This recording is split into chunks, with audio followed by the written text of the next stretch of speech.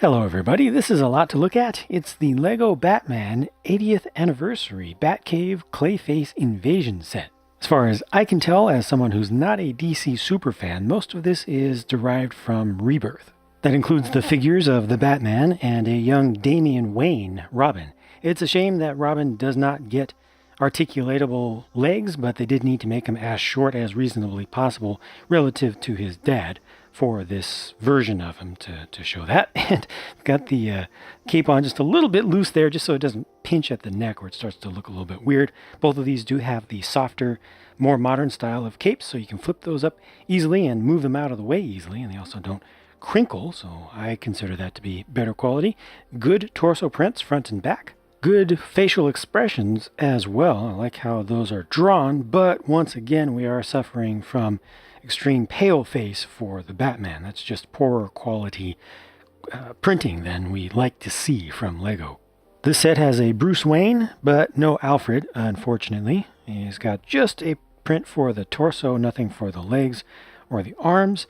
And Batwoman has that really, really nice dual molded cowl / hairpiece that works very well. Fairly simplified torso print for her. Very comic looking, almost simple animated style looking. You know, I think that's entirely intentional. They're not trying to get that to look too realistic, so I will respect the design decision there. There are their alternate faces, and notice you also have thicker printing or thicker lines just in the design for the suit for Bruce Wayne there than you might expect. But again, I think that's an intentional direction they went with the art. And there's the main face for Batwoman. And that leaves us with Two-Face and Catwoman here. Again, with similar graphical styles. I think that there's a little bit extra depth that's shown for Two-Face's outfit. That torso print is actually pretty nice. Maybe a little bit more realistic than the others just because of that inclusion of a little bit of suggestion of depth. Really nice printing for the face for Two-Face there, and very good quality paint application for the purple part of the hair piece there. You know, that's just painted on top of the black, but it's very opaque and it matches the color that's used on the face pretty well. Now, that printing does not go all the way around the side of his face, and the eyes for, well, let me get this around to the back first, but the eyes for Catwoman have the goggles or the visor. You can see the visor lenses that are printed onto the main face there, the main head underneath, so you don't actually have any lenses in the cowl. It's actually pretty good looking printing there. No alternate face for Two-Face because it's difficult to make that swap around backwards. You know, you have all of this purple on this side, but pretty good work for both of these for what they're trying to go for, I think.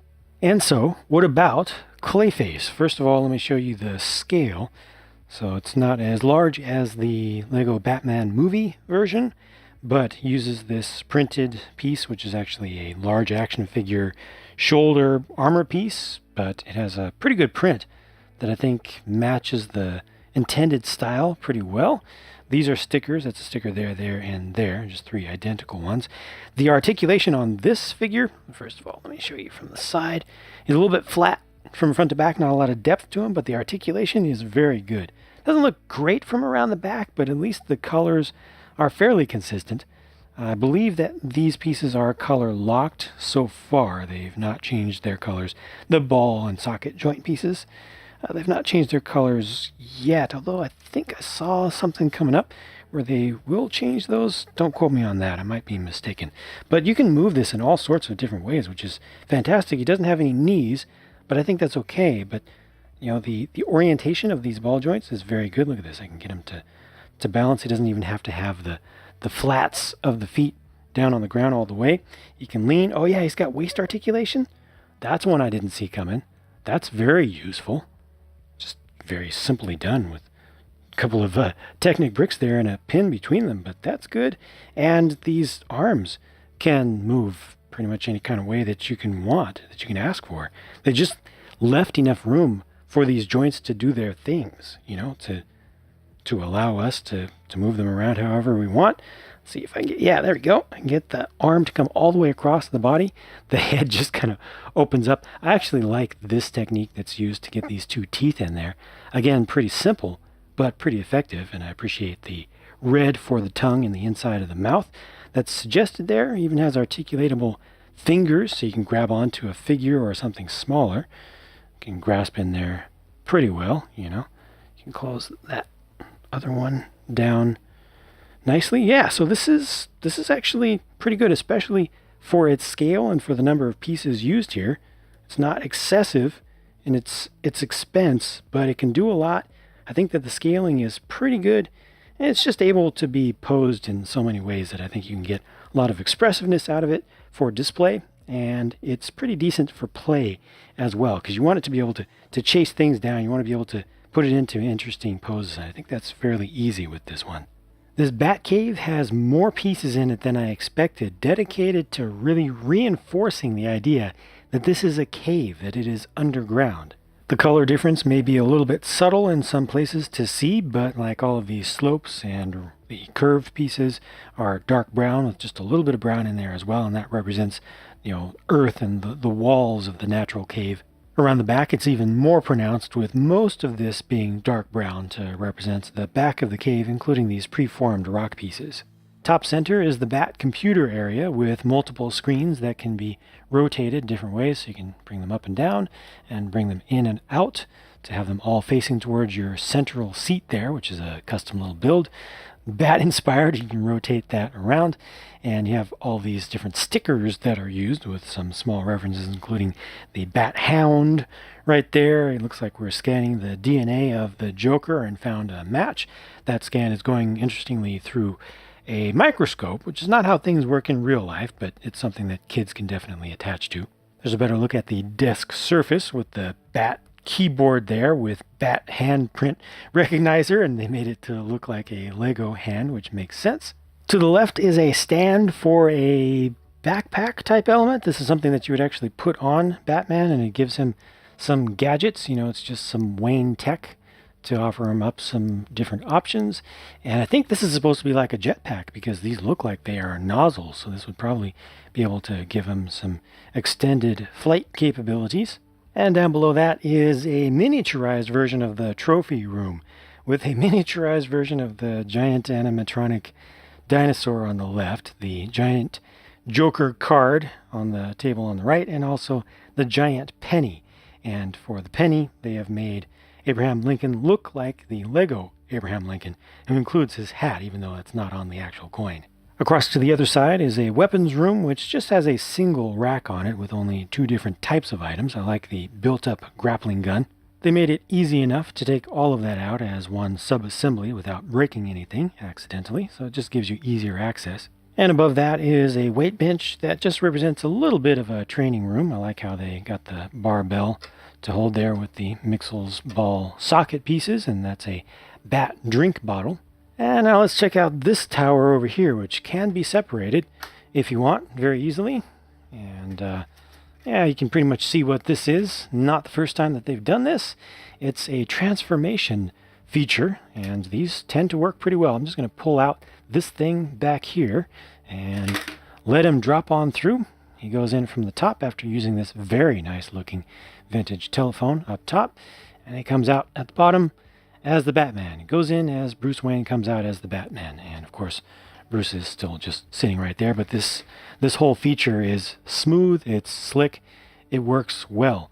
Got some additional recent pieces to add some greebling basically onto the side to show some, you know, some pipes and things going through the ground. Again, more of the dark brown here. Just so many more pieces than I expected in this set to give those little bits of detail that I think for a lot of kids won't be that important. It's a little bit more of a realism play, you know. It's a little bit more important, I think, for collectors, but you know, I do appreciate those things being there. We'll see by the end if the value is really there for those. Let me just show you the transformation feature once again. So Bruce Wayne up top, Batman figure gets placed right here, but you're not supposed to know that. And then you just, I'm just going to leave that angled forward on him, and I'm just going to pull this pin out, and everything just drops, holds the top one in place, and the bottom one just drops all the way to the lower floor. They made it look pretty nicely like an elevator, complete with call buttons there. And I really like these support pieces recolored into gunmetal gray. Back across to the other side, here instead of having elevator call buttons, you've got the lock and unlock panel for a single jail cell. And instead of a transformation feature over here, because this is relatively small, you just have a breakout feature. So the side of the jail cell can be broken open. That just comes from rotating this knob right here. You can see it just has that small lift arm that it moves out, and you can fit basically a single figure inside of that. And all of this is also able to be removed and moved about independently. Again, more of the dark brown. I mean, it's just a single piece, which is I guess a good use of that part count, but it is a relatively large piece that is relatively expensive compared to what could have been put there, but they're just continuing the theme of this being properly, truly underground. And then on top, you get to this communications array. So there's a bat transceiver there, it looks like, and a bat antenna, but this has a dual purpose. If you get the set with the Riddler and the Batwing from this same 80th anniversary series, then you can park or dock this Batwing in that spot. Batwing not included with the Batcave set here, but that is a nice integration to allow you to put that into its vertical launch position. It's a pretty good look, I have to say, but it's a little bit cramped over here, so I'll just go ahead and separate these two out again, give them a little bit of space, and I think that makes it look even better. Too bad there's no catwalk, or I guess batwalk, to go between these two platforms. Before I move on, more supports in gunmetal gray with this one and also these. All four of those are done in gunmetal gray, which I think is a brand new color for those parts. Those are also what are used to hold up the main center section, so you get four more in that color here. The last build in this set is this Bat Tank, which is almost comically small. You see Batman's head sticking out of the roll cage there. I think this is supposed to represent something a fair bit larger, at least twice as big maybe.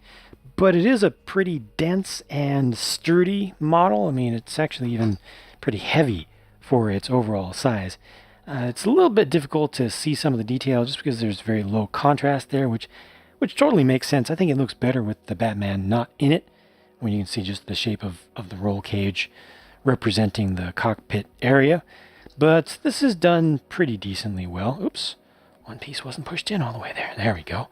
You know, pretty nice detailing, nice variety of different shapes and textures. It does use some stickers. You got a sticker right there.